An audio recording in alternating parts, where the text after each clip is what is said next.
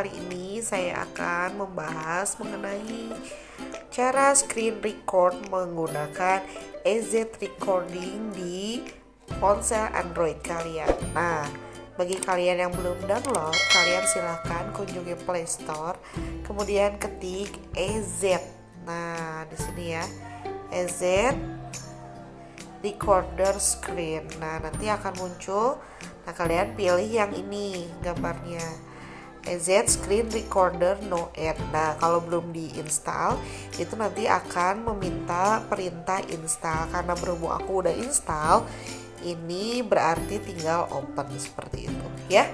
Nah, ini aku lagi record menggunakan EZ Screen Recorder seperti itu. Nah, aplikasi ini bisa kalian gunakan untuk mengajar gitu ya. Nah, misalnya kalian punya filenya di handphone, kita tinggal buka aja si filenya tersebut. Misalnya ini, aku kasih contoh aja ya. Nih. Nah, kita buka si filenya. Ya, kita tunggu sebentar.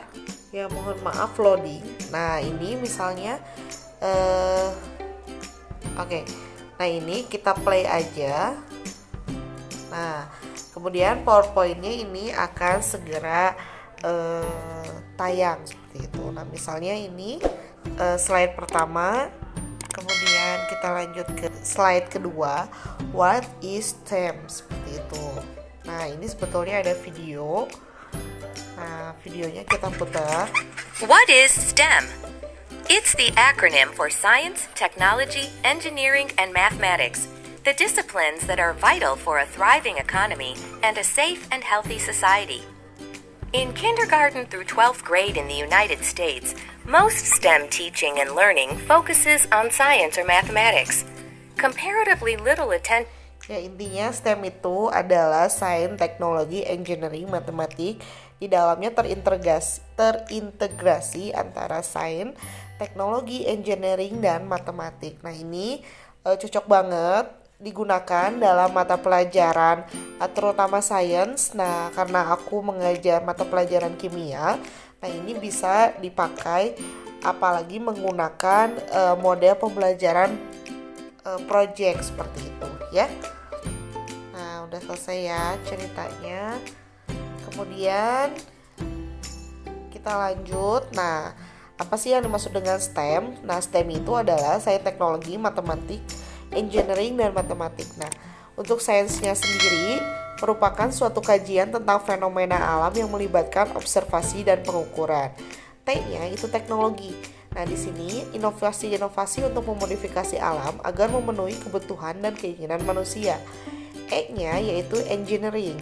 Nah, di mana pengetahuan dan keterampilan untuk mendesain dan mengkonstruksi mesin, peralatan, sistem, material, dan proses yang bermanfaat bagi manusia secara ekonomis dan ramah lingkungan.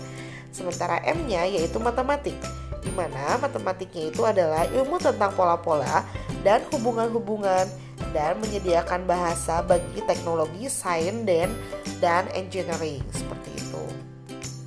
Nah, kenapa sih STEM itu penting? Nah, STEM itu sangat penting karena kita lihat yang pertama tantangan teknologi, di mana sekarang kita menghadapi teknologi yang sangat super canggih seperti itu. Nah, selain itu kunci dalam kemajuan dan inovasi. Jadi STEM itu bisa menjadi kunci untuk adanya kemajuan dan inovasi dalam bidang pendidikan. Dan penting juga untuk kesejahteraan, misalnya bisa dipakai untuk membuat usaha seperti itu ya. Nah, kemudian bisa mengembangkan sumber daya manusia, ini sudah pasti karena akan melahirkan manusia yang inovatif seperti itu. Akan meningkatkan kemahiran pemahaman saintifik, sudah pasti karena STEM itu basicnya dari saintifik seperti itu ya. Dan yang terakhir, transformasi proses pendidikan. Nah, ini jelas jadi STEM itu sangat penting bagi pendidikan.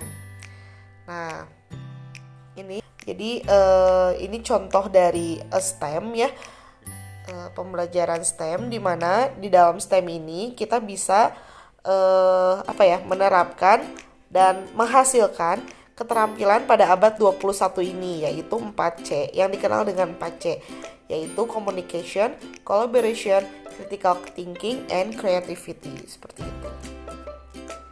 Nah, jadi di sini pendidikan STEM dan keterampilan pada abad 21 itu sangat berkaitan. Jadi STEM ini bisa bisa menghasilkan peserta didik yang mempunyai keterampilan pada abad 21 ini, yaitu 4C tadi, seperti itu. Nah, ini ciri abad 21 di mana pada proses informasi itu tersedia di mana saja dan kapan saja pada abad 21 ini, dan model pembelajarannya itu diarahkan untuk mendorong peserta didik mencari tahu dari berbagai sumber observasi, bukan diberitahu. Yang kedua itu komputasi, di mana pembelajaran saat ini itu lebih cepat memakai mesin. Nah, pembelajaran ini diarahkan untuk merumuskan masalah, menanya, bukan hanya menyelesaikan masalah atau menjawab. Yang ketiga itu otomasi atau menjangkau segala pekerjaan rutin. Nah, di mana pembelajaran diarahkan untuk melatih berpikir analitis, pengambilan keputusan, bukan berpikir mekanistis atau rutin. Dan yang terakhir komunikasi, di mana pembelajarannya itu bisa dari mana saja dan kemana saja. Nah, ini menekankan pentingnya kerjasama dan kolaborasi dalam menyelesaikan masalah, seperti itu. Nah, apa sih karakteristik STEM? Karakteristik STEM itu adanya EDP atau Engineering Design Process. Nah, ini digunakan untuk mengintegrasikan sains, matematik, and teknologi, seperti itu. Nah, menurut Anne Jolie 2017, EDP atau Engineering Design Process ini ada tahapannya. Mulai dari define the problem, research, imagine, plan, create, test and evaluate, redesign, and communicate. Nah, jadi STEM ini yang paling penting adalah di redesign-nya, seperti itu ya. Nah, atau ini, jadi ini alurnya kalau diterjemahkan, yang pertama mendefinisikan masalah, kemudian meneliti atau mengumpulkan informasi, lalu membayangkan kemungkinan pemecahan masalahnya seperti apa, merencanakan desain produk, membuat produk. Nah, kemudian menguji coba dan mengevaluasi. Kalau misalnya belum sesuai, itu tinggal di redesign atau desain ulang. Kemudian buat lagi produknya dan diuji coba. Kalau udah sesuai, baru yang terakhir adalah mengomunikasikan, seperti itu. Nah, analisa STEM pada kurikulum 2013 itu yang pertama, identifikasi dulu berbagai KD, baik pengetahuan atau keterampilan yang sesuai dengan pembelajaran yang berbasis STEM. Jadi kita harus mengidentifikasi dulu KD mana yang cocok, yang bisa dijadikan STEM, seperti itu. Yang kedua, identifikasi topik yang sesuai dengan KD tersebut. 3. Rumuskan indikator pencapaian kompetensinya atau IPK. Dan yang terakhir, analisis STEM pada topik yang terpilih tersebut.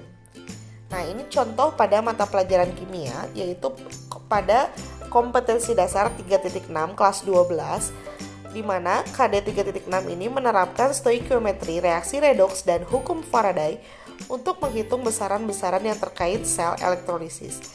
Dan KD keterampilannya 4.6 menyajikan rancangan prosedur penyempuhan benda dari logam dengan ketebalan lapisan dan luas tertentu.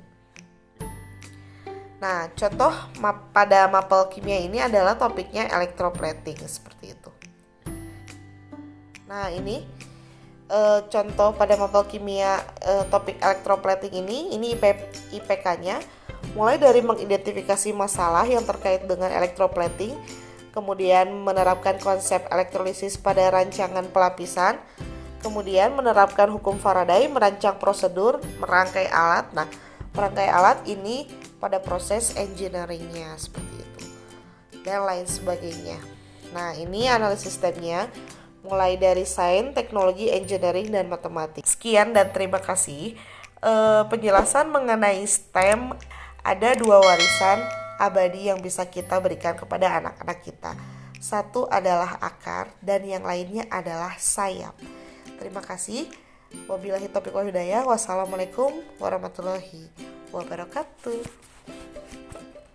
Nah, itu contoh merecord materi menggunakan screen recorder aplikasi EZ.